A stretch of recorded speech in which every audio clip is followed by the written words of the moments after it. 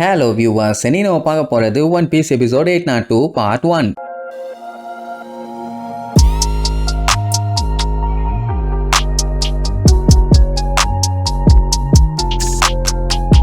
Open பண்ணா போன பாட்டுல நம்ம லூஃபிய தொக்கா லாக் பண்ணிட்டான்ல, அவனால பாவம் மூவ் பண்ண முடியல. சோ கத்திய வச்சு ஓங்கி வெட்ட போவான். அந்த டைமுங்கும் போது அந்த மான்ஸ்டர் ட்ரீ என்ட்ரி கொடுத்து அவனை ஒரே அடி அப்படியே தெரிச்சடிச்சு போய் விழுவான். அடிச்சு முடிச்சுட்டு கதறி கதறி அழுவும். ஐயோ கிராக்கர் சாமா, நான் வேணும்னு இதை பண்ணல, என்ன பண்ண வைக்கிறாங்க, என்னால முடியல. என்ன ஒண்ணு லூஃபி என்ன நடக்குதுன்னு பேன்னு எட்டி பார்ப்பான். எல்லாம் நம்ம நமிதான். நல்ல வேலை பார்த்த கிங் பாம், இன்னும் நமக்கு நிறைய வேலை இருக்குது. Luffy are you okay? இனி ஒண்ணு கவலைப்படாத, நான் பாத்துக்கிறேன்பா. அந்த கிங் பாமுக்கு பயம். ஏன்னா கிராக்கரை எதிர்த்து சண்டை போட்டு இது வரைக்கும் யாரும் ஜெயிச்சதே இல்ல. அவர்கிட்ட போய் பஞ்சாயத்து பண்ணுங்கிறிய அறிவு இருக்கான்னு கேட்டவனே அவ வீம்புக்குன்னே அந்த விபுரு கார்டு எடுத்து ஆட்டுவான். நீ எல்லாம் இந்த நிலைமையில பேசலாமா? நான் என்ன சொல்றனோ அதை கேட்டு பண்ணு, இல்லைன்னா உனக்கு ஒரு பெரிய ஆப்பு இருக்குது கண்ணாம்பா. அவனுக்கு இப்ப என்ன பண்றதுன்னு தெரியல. லூஃபி சொல்லிடுவான், நான் பவுன்ஸ் மேனா இருந்து என்னோட டைம் முடிஞ்சு போச்சு, என்னால ஒரு 10 நிமிஷத்துக்கு ஹாக்கி பவரை யூஸ் பண்ணவே முடியாது, அதனால எனக்கு ரெஸ்ட் தேவை, ஏதாச்சும் பண்ணும்பானா. நம்ம அங்க இருக்க செடிங்க கிட்ட நம்ம லூஃபியை தூக்கி கொண்டு வந்து கிங் பாமோட வாயில வைக்க சொல்லுவா. அதுக்கு பயந்து நடிக்கிட்டு பண்ணாதுங்க. உடனே கிங் பாம மிரட்டி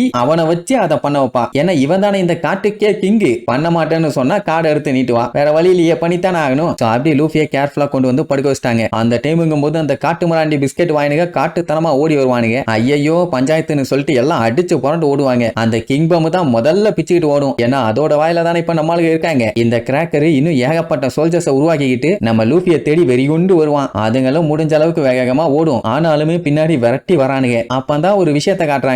அந்த காட்டுக்குள்ள ஒரு தனி வீடு இருக்குது. அதான் லூஃபி கூட அந்த இடத்துல அடி வாங்கி போய் விழுந்தானே, அந்த இடத்தோட ஆப்போசிட் சைடுல தான் ப்ரூலியோட மிரோ வேர்ல்டே இருக்குது. அங்க அந்த ப்ரூலி பாத்தீங்கன்னா கையில கத்தியோட வெறிகொண்டு சுத்திட்டு இருக்கா. என்னன்னா நமி பண்ண சம்பவத்துல அவ பாடி டோட்டலா பஞ்சர் ஆயிருத்து. சோ அதை சரி பண்ணிட்டு அதுக்கப்புறம் போய் அவளை போட்டு தள்ளிக்கலான்னு ஒரு ஐடியா. அது வரைக்கும் எப்படி சும்மா இருக்கிறது? அதனாலதான் சாப்பரையும் கேரட்டையும் போட்டு தள்ளுறதுக்காக கிளம்பிட்டா. அது தெரியாத நம்மளுங்க அந்த குண்டை உருட்டுன்னு உருட்டி சஞ்சி எங்க இருக்கான்னு சொல்லி ஒவ்வொரு கண்ணாடியா பொறுமையா தேடிட்டே போவாங்க. அப்போ ஒரு இடத்துல பாத்தீங்கன்னா சஞ்சி உட்கார்ந்து டீ குடிச்சிட்டு இருப்பான். அப்பாடா அவனை கண்டுபிடிச்சாச்சு. டே சஞ்சய் அங்க இங்க இருக்கோண்டான்னு சொல்லி கூப்பிட்டா பேக் சைட்ல பார்க்கும்போது சஞ்சய் மாதிரி தான் இருந்துச்சு. ஆனா கடைசியில பார்த்தா அது ஏதோ தீஞ்ச மூஞ்சி. அவன் இவனை பார்த்து பயப்பட, இவங்க அவனை பார்த்து பயப்பட, ஒரே காமெடி தான் போங்க. அதுக்கப்புறம் மறுபடியும் சஞ்சயை தேடி வேகமா ஓடுவாங்க. கால அந்த குண்டு மட்டும் இல்லனா எப்பவோ நம்ம பயில கண்டுபிடிச்சிருப்பாங்க. அதை இழுத்துட்டு ஓடுறதுக்குள்ளதான் நிறைய எனர்ஜி வேஸ்ட் ஆகுது. அப்படி தேடி தேடி பார்த்துட்டு கடைசியில முடியாம அப்படியே ஓரமா உட்காந்து முக்கிட்டு இருப்பாங்க. ஐயோ இன்னும் எவ்வளவு நேரம் தான் தேர்றது, லேட் ஆகிறதுக்குள்ள தேடி கண்டுபிடிச்சாகணுமே,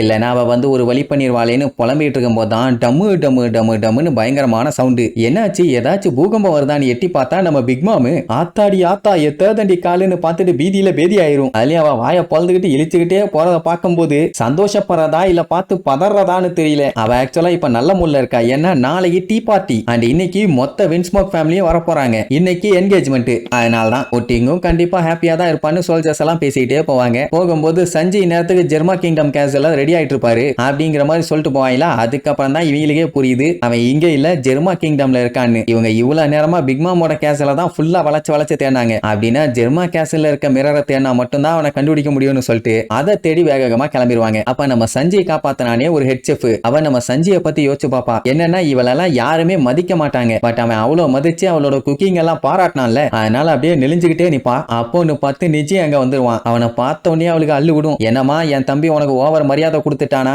என் மரியாதையை பாக்குறியான்னு சொல்லிட்டு அப்படியே கையை முறுகிட்டு போவான். அப்படியே கட் பண்ணா நம்ம சஞ்சய் அப்படியே பொறுமையா வாக்கிங் வரும்போது யாரோ முடியாம முக்கிட்டு இருக்க சவுண்ட் கேட்கும். என்னடான்னு போய் பார்த்தா அந்த ஹெட் செஃப் தான். அவளை போட்டு பொலந்து கட்டியிருப்பான். டாக்டருக்கு கால் பண்ண சொல்லிட்டு அவளை தூக்கி வச்சுட்டு கவலைப்படாத அப்படின்னு ஆறுதல் சொல்லுவான். அவளால சுத்தம் முடியல, பாதி அன்கான்சியஸ்ல இருக்கா. அந்த அடி மூஞ்சா அடிச்சிருக்கான். சஞ்சய்க்கெல்லாம் கொல்ல காண்டாவும். எவ்வளவு தைரியம் இருந்தா இந்த மாதிரி அவன் பண்ணுவான், இவனை விட கேவலமான ஆள் இந்த உலகத்துல இருக்காங்களா அப்படி இப்படின்னு காட்டு கத்துவான். அப்போ யோஞ்சி வந்துட்டு சும்மா இல்லாம இது எல்லாத்துக்குமே நீ தான் காரணமா, ஏன்னா அவ ஒரு லோ கிளாஸ் பொண்ணு, அவளை போய் புகழ்ந்து அவளுக்கு நீ செல்ஃப் கான்பிடன்ஸ் கொடுத்துருக்க, அப்படி எல்லாம் பண்ணக்கூடாது கண்ணாமா. அப்பதான் சஞ்சய் கெட்ட வார்த்தையை கேஷுவலா சொல்லி திட்டுவான். ஆனாலுமே அவன் இழிச்சுக்கிட்டே தான் நிப்பான். ஏன்னா அவனுக்கு வீம்புக்குன்னே தானே இதை பண்றது. இந்த வேலையை பண்ணது நிச்சயம்.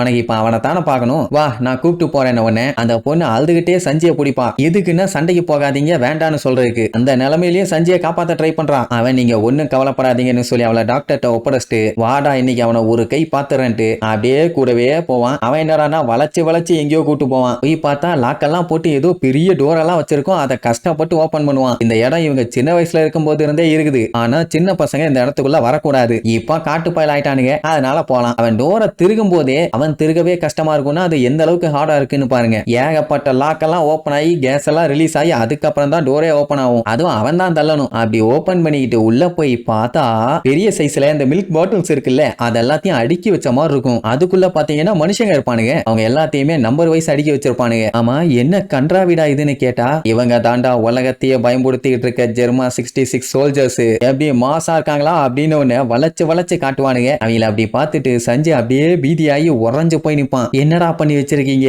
என்ன பண்ணி வச்சிருக்கீங்க, அட வீணா போன தற்குறி பயலான்னு. சரி, இதுக்கப்புறம் அவன் நிஜிய மீட் பண்ணி என்னென்னலாம் பஞ்சாயத்தாச்சுன்னு அடுத்தடுத்து வர எபிசோட்ல பார்க்கலாம். டாடா.